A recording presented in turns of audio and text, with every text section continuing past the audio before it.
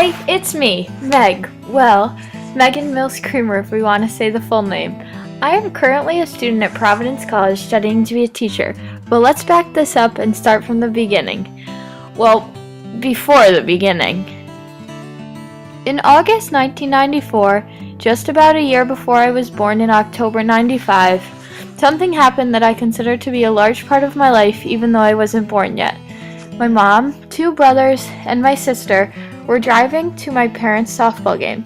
Yeah, my parents played softball. When my mom didn't see a stop sign and took the consequence. My mom had to get flown to the hospital, my brother broke his skull, my other brother was 4 at the time and had a couple scratches from glass, and my sister was the only one who was, well, as good as you can be after a large accident. You're probably thinking, Megan, this has nothing to do with you. Well, hold on, because I soon come into play. Even though my mom was in a coma for a month, the following October 2nd, 1995, I was born, and until then, my parents were going to name me Kathleen. But when I was born being healthy and got past all those checks they do with newborns, my parents thought the initials just had to be MC for Miracle Child, hence what my name is today, Megan Creamer. Now I promise that it's all uphill from here, but that is a huge part of who I am today. My mom often brings this up, especially on the anniversary of the accident, how I gave her hope again, and made her get back on her feet. Literally. Family is huge for me. Like I said, I have one sister, Jenny, one brother, Cy, another brother, Terry, and my parents, Tim and Margie. These people are all extremely different, but my absolute rocks in life. We're an Irish Catholic family who had to attend church on Sundays, or else my mom would be disappointed. One thing that I treasure and I thank that my parents for are our whole group meals. It was mandatory that we all eat together at the table, even if it meant we wait until 9 p.m. for my brother to get out of swim or wrestling practice. We say grace, practicing our religion, and then my dad would individually serve each of us. It sounds timely, and it was. But worth it? Oh yeah. I'll never forget the post-dinner nights, cleaning with my whole family, blasting Don't Stop Believing or Piano Man while air guitaring with the broom. Our engagement with one another was often playful until somebody dropped a swear word. Not even suck or shut up or allowed to be said without a sit-down talk with my parents about what other words are a better choice. Why is this? I would have to go back to my grandparents for this one. Both of my sets of grandparents are Irish and English, and proud of it.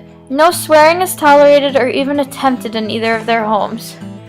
However, laughter and fun is inevitable whether we are in Florida with my mom's parents or right around the corner with my dad's parents. My family is huge. I tell people that I'm quiet around my family and my extended family, and they never believe me. But trust me, it's true. My mom is one of 9, and my dad is one of 5. Altogether, I have 32 cousins between both sides. Now try picturing me getting a word in. Maybe this video will give you a little idea of their personalities.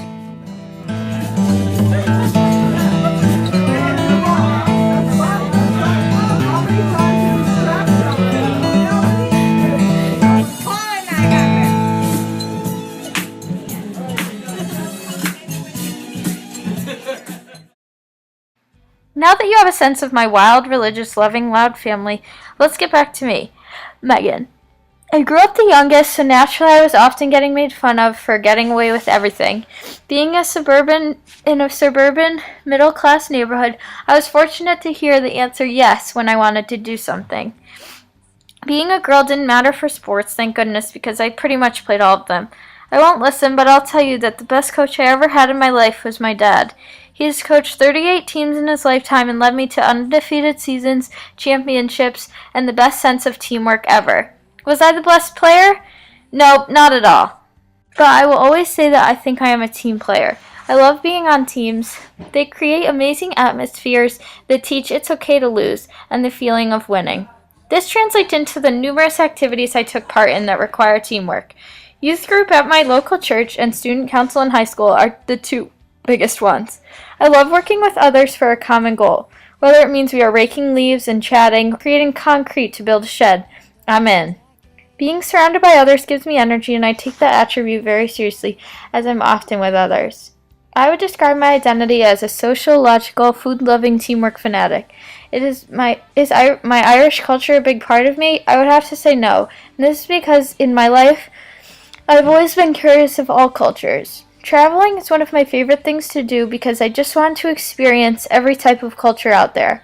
But for some reason, I don't love St. Patrick's Day. In fact, the past 2 years I've hung out in my room and was not interested in celebrating. I don't like corned beef or hash. I would much rather stuff my face with enchiladas, lasagna, or pierogies. Because food is a big thing for me, I think my passion for my Irish culture is not as apparent as my curiosity for other cultures. This may be why in high school I was the first white female to join the step team. I wanted to do it, so why not? I never had a me versus them attitude, and nobody said I couldn't. Well, good thing I did, because practice for step team was what I looked forward to each and every week. By my senior year, we had a large group, and I would still perform in the Black History Month Assembly. By far my favorite day of the year.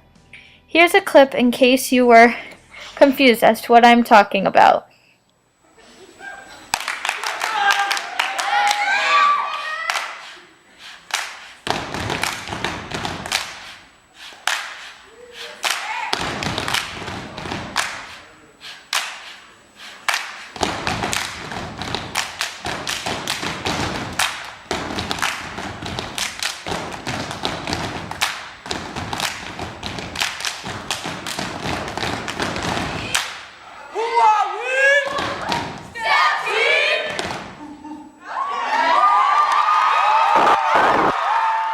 My identity I see as a translation for the word team. I am not on one team because I'd rather see us all as a team. I see myself as a mix of a lot of cultures, all of those I have experienced, not necessarily those that are in my percentage. Everywhere I go, I add a little more to my identity. What won't change? My family, which I love, my religion, my love for community, and my name, Megan Creamer.